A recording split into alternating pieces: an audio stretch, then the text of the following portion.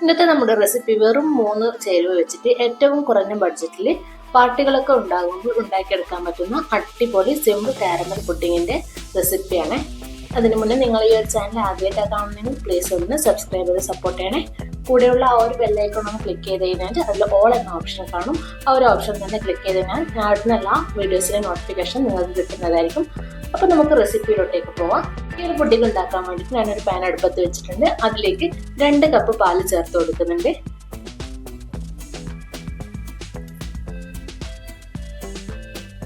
ഇനി ഇതിലേക്ക് 1 teaspoon vanilla എസൻസും കൂടി ചേർത്ത് കൊടുത്തിട്ട് നന്നായിട്ടൊന്ന് മിക്സ് ചെയ്തെടുക്കുക. ഇപ്പൊ ഫ്ലെയിം ഓണിലാണ് ഉള്ളത്. പാൽ ഏകദേശം ഒന്ന് തിളച്ച് വരുന്ന സമയത്ത് ഇതിലേക്ക് ഒരു 1/4 കപ്പ് പാൽപ്പൊടി ചേർത്ത് കൊടുക്കുക. പാൽപ്പൊടി ചേർക്കുന്ന സമയത്ത് നല്ലൊരു ടേസ്റ്റും കൂടെ തന്നെ നല്ലൊരു തിക്നെസ്സും കൂടെ ഇതിന് ഈ ഒരു പുഡിങ്ങിന് ഉണ്ടാവും. അതിനാണ് ഈ പാൽപ്പൊടി ചേർക്കുന്നത്. അതും കൂടെ ചേർത്ത് കൊടുത്തിട്ട് നന്നായിട്ടൊന്ന് മിക്സ് ചെയ്തെടുക്കാം. കട്ടകളൊന്നും ഇല്ലാതെ നല്ല രീതിയിൽ തന്നെ മിക്സ് ആക്കി എടുക്കാം. ഇതിപ്പോൾ പാലിവിടെ നന്നായിട്ട് തിളച്ച് വന്നിട്ടുണ്ട്. പാല് ജസ്റ്റ് ഒന്ന് തിളച്ചാൽ മാത്രം മതി, അങ്ങനെ കുറുകിയെടുക്കേണ്ട ആവശ്യമൊന്നുമില്ല. ഇപ്പൊ ഫ്ലെയിം ഓഫ് ചെയ്തിട്ട് ഇത് ഒരു സൈഡിലേക്ക് മാറ്റി വെക്കാം. ഇനി വേറൊരു പാൻ എടുത്തിട്ട് അതിലേക്ക് 1/2 കപ്പ് പഞ്ചസാര ഇതുപോലെ ഇങ്ങനെ നിരത്തിയിട്ട് ഇട്ട് കൊടുക്കാം. പഞ്ചസാര കാരമലാക്കി എടുക്കാൻ വേണ്ടിയിട്ടാണ് ഇങ്ങനെ ചെയ്തെടുക്കുന്നത്. ഇനി ഹൈ ഫ്ലെയിമിൽ വെച്ചിട്ട് തന്നെ ഇത് കാരമലാക്കി എടുക്കണം. നിങ്ങൾ നോൺ സ്റ്റിക്കിന്റെ പാനിലല്ല ഇത് ഉണ്ടാക്കി എടുക്കുന്നതെങ്കിൽ ലോ ഫ്ലെയിമിൽ ഇട്ടിട്ട് വേണം ഇത് ഉണ്ടാക്കിയെടുക്കാൻ. ഇതിപ്പോൾ കാരമലായിട്ട് വന്നിട്ടുണ്ട്. ഇനിയിപ്പോൾ ലോ ഫ്ലെയിമിൽ തന്നെ വെച്ചാൽ മതി. ഇതിപ്പോൾ നന്നായിട്ട് കളർ മാറി വന്നിട്ടുണ്ട്. ഇത്രയും മതി, കൂടുതൽ കഴിച്ചെടുക്കേണ്ട ആവശ്യമൊന്നുമില്ല. അപ്പോൾ കയ്പ്പ് രസം വരും. ഇത്രയും ആയി കഴിഞ്ഞാൽ ഇനി ഇതിലേക്ക് നമ്മൾ നേരത്തെ തിളപ്പിച്ച് വെച്ച പാല് കുറച്ച് ചേർത്ത് കൊടുക്കുന്നുണ്ട്. പാല് കുറച്ച് ചേർത്ത് കൊടുത്തിട്ട് ഇതൊന്ന് മിക്സ് ആക്കി എടുക്കാം. മുഴുവനായിട്ട് ഞാൻ ഇവിടെ ചേർക്കുന്നില്ല. എൻ്റെ പാത്രത്തിൻ്റെ വലിപ്പക്കുറവ് കൊണ്ടാണ് ഞാൻ കുറച്ച് ചേർത്ത് കൊടുത്തത്. എന്നിട്ട് ഇത് നന്നായിട്ട് മിക്സ് ആക്കി എടുക്കാം.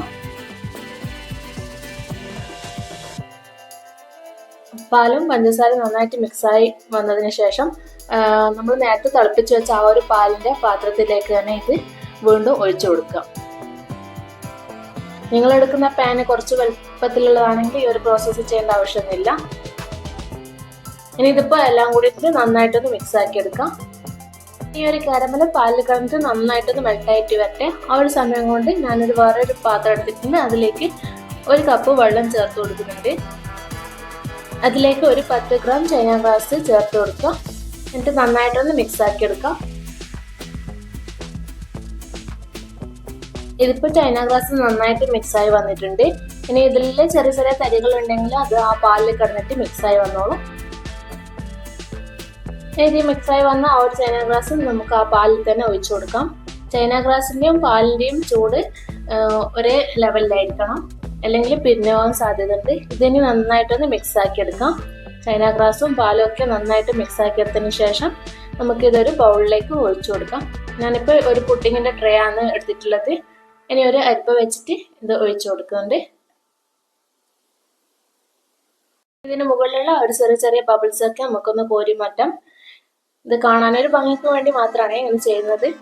ഇനി നമ്മളെ കയ്യിലുള്ള ഏത് നട്ട്സ് വെച്ചിട്ട് ഇത് ഡെക്കറേറ്റ് ചെയ്തെടുക്കാം.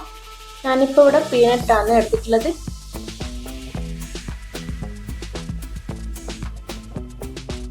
പീനട്ട് ഞാനത് കാരമൽ ചെയ്തെടുത്തിട്ടുള്ളതാണ്. നിങ്ങൾക്ക് ഏത് നട്ട്സ് വേണമെങ്കിലും ചേർത്ത് കൊടുക്കാം. ഇനി ഒരു പുഡിങ് സെറ്റായി കിട്ടാൻ വേണ്ടിയിട്ട് ഒരു 4-5 മണിക്കൂറെങ്കിലും ഫ്രിഡ്ജിൽ വെച്ച് കൊടുക്കാം. ഇപ്പോൾ ഇതാ ഞാൻ ഫ്രിഡ്ജിൽ നിന്ന് എടുത്ത് മാറ്റിയിട്ടുണ്ട്. 4-5 മണിക്കൂർ കഴിഞ്ഞ ശേഷം എടുത്ത് മാറ്റിയിട്ടുണ്ട്. ഇനി ഇത് നമുക്കൊന്ന് കട്ട് ചെയ്തിട്ട് നോക്കാം. ഇതിപ്പോൾ ഞാൻ കട്ട് ചെയ്തെടുത്തിട്ടുണ്ട്. നന്നായിട്ട് തന്നെ ഈ ഒരു പുഡിങ് കിട്ടിയിട്ടുണ്ട്.